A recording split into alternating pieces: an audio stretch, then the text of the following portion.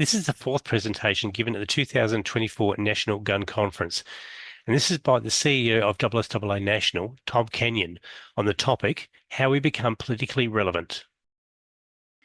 Which is the topic, How We Become Politically Relevant, and the speaker is Tom Kenyon, who's the Chief Executive Officer of Sporting Shooters Association. Now, Tom is a former, just got to that's it. Tom is a former State Labor MP from South Australia, where he served as a Minister and Government Whip. He's married with 3 adult children, and Tom is a rifle and pistol shooter. Since leaving Parliament, Tom has worked to commercialise university research and in the cyber security industry. So welcome aboard, Tom, and the floor is yours. Well, excuse me, thank you very much, Neil. And I'm sort of 2.5 weeks into the job, so forgive me if I'm a little bit more general rather than specific in this conversation. But I think in some ways I've come into the job in the right time in terms of the organisation. SSAA is looking at exactly the same problems everybody else is, probably woken up by Western Australia and realising that they're not going to leave us alone. That we can't just go about running our clubs and and putting out magazines, in our case putting out magazines and everything else, and expect them just to leave us alone and everyone to think it's great. I think the politicians in general see us as a bit of an easy hit. There's a lot of pressure from people, particularly from inside the police, but through the bureaucracy as well, to always reduce the number of firearms. So I think what we've seen in Western Australia is going to be attempted to roll out nationally, and we've got an opportunity now to try and scramble and get ourselves organised. I agree with Nigel that that we need to work together in a way, not a new organisation. But I think the key, and David said the same thing as well, we've talked about this, that the key for us is to work together in our own interests, and those interests of the survival of our sport go across all clubs, all organisations, and everything else. So really, what we really need out of that is common messaging, I think, so that whenever we go to meet with politicians, whenever we're communicating with politicians and everything else, and communicating inside the community as well, we're sending out common messages, so that we're not. It's easy for ministers to pick off industries when they're fragmented.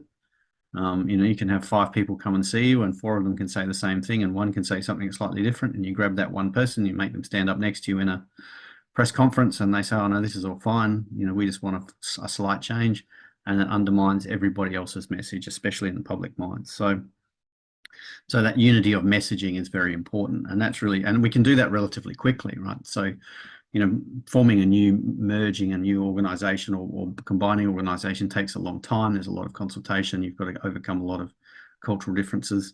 I don't think we have that time. So just working together more closely and more effectively is definitely going to be a better way of doing it. So our broad strategy at the SSAA is threefold really, and it's the first is increase the number of gun owners. So there's a body of work that needs to take part before that. So there needs to be some genuine research done, sort of building on that work that David was talking about media training and everything else. This is almost, we need to do, focus groups, focus groups are sort of qualitative polling, and there's quantitative polling, which is your normal surveys. We've got to do both of that. We've got to understand how we're perceived in the community and how we perceive ourselves as firearms owners, and then we need to understand what messaging works in the broader community to soften attitudes towards our sport, and then we need to start rolling that messaging out in a coordinated way and a sustained way as well. This is not something we can do over 3 months. This is something we'll do over 3, 4, 5, 10 years. So once we have done this work, then we can start moving forward on delivering it.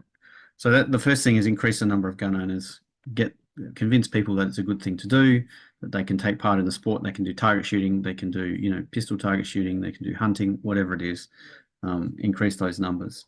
The key number is 5%. So in my mind anyway, people might have a different opinion, but currently about 3.5% of the population are firearms owners. I'm not sure whether that's adults or general population, but why I think 5 is important is because a marginal seat is defined as 5% or less.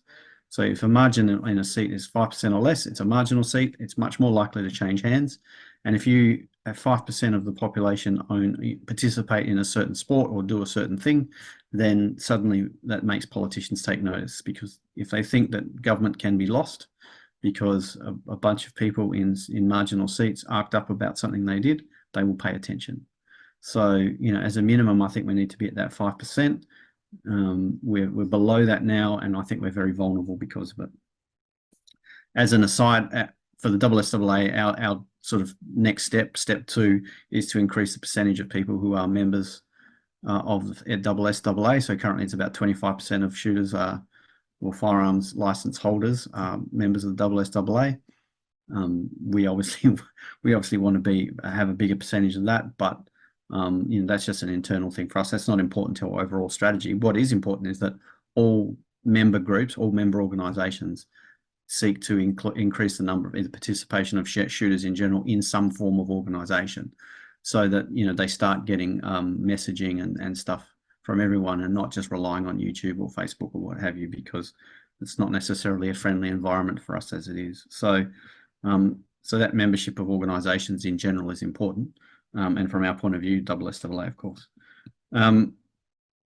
The next step after that, the third step, is increasing the political awareness first, and then the political participation secondly afterwards. So that involves just telling people what's going on. Often they don't know. It's likely that many shooters in South Australia don't understand.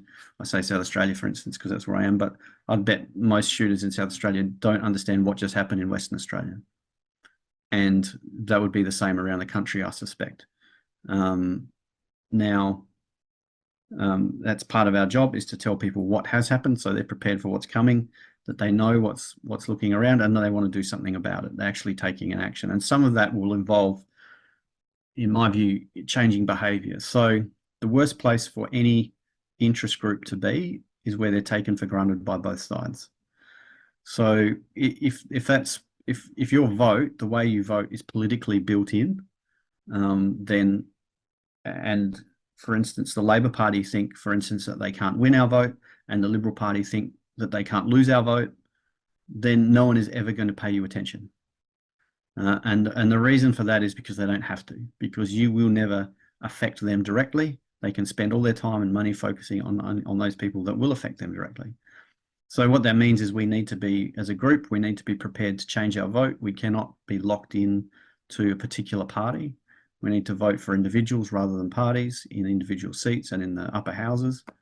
And we need to be prepared to vote on firearms issues. So, I think a lot of the time people will say, oh, well, I'm just voting for this party because they're going to be better on tax, or they're going to be better on this. Well, we need them to be voting what's better for firearms. This is my sport. This is important to me, so I'm going to vote accordingly.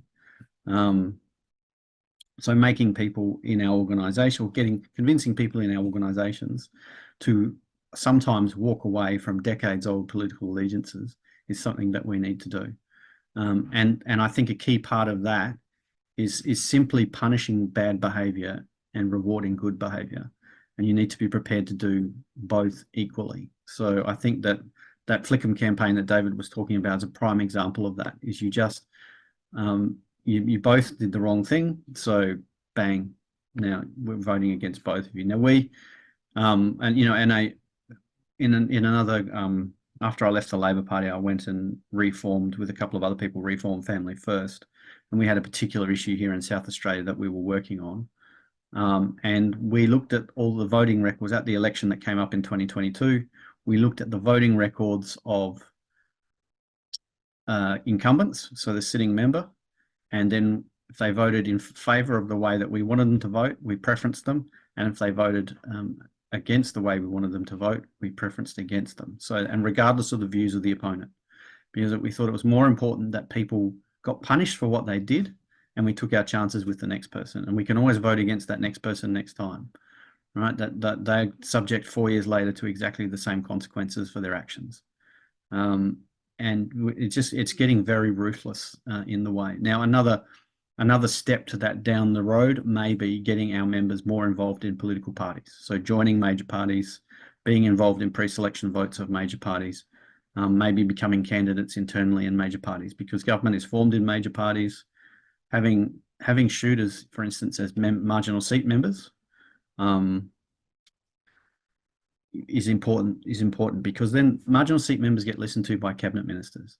So if when I was a marginal seat member in South Australia, I could walk into any of the ministers and say, what you are doing is critically affecting my chances of winning at the next election in my seat. You need to change you need to change what you're doing, and they would listen. Now they may not change, but they had to listen and they had to take it seriously. And at the moment, we're not having many people who can walk in the door of ministers from major parties and say, you're affecting my chances and therefore you're affecting your own chances of being in government. And that's something over the longer term, that's something that we need to work on as well.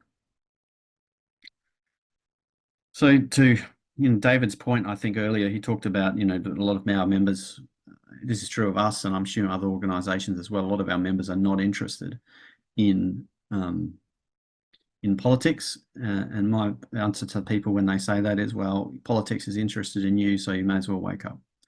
Right? So, just because they're not paying attention doesn't mean they're not going to get affected.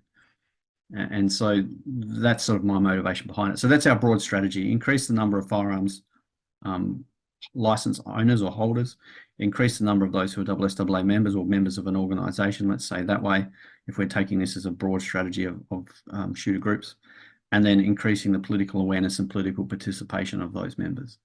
And I think that's going to take some, as Nigel was talking about, it's going to take some significant resources. We're going to need to start pooling our resources in terms of cash, especially. Campaigning is expensive. There's only really two things that MPs worry about, and that's votes and money. And they only care about money because it helps them win votes. Right? So we need obviously to cash ourselves up. That will mean special appeals throughout our organisations and everyone else. And I think we need to develop fighting funds internally so that we can start affecting these campaigns as they come up, not just on policy issues that we're interested in, firearms policy issues, but also in individual seats and individual campaigns, so that when someone is particularly hostile, we can try and influence their election. And when someone is particularly friendly, we can try and influence their election as well. So, that's just 2.5 weeks into the job, SSAA. That's where we're going to try and head. Thanks, Neil.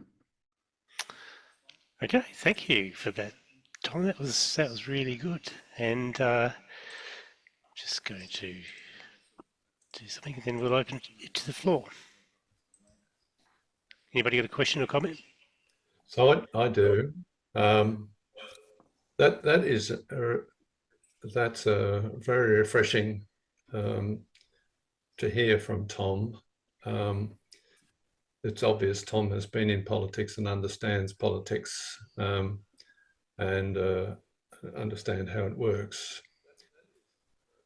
My view has always been that criticising existing politicians for what they do is a futile exercise. What we have to do is change their constituency, change the thinking, the feedback that the politicians hear, so that they then respond more consistent with what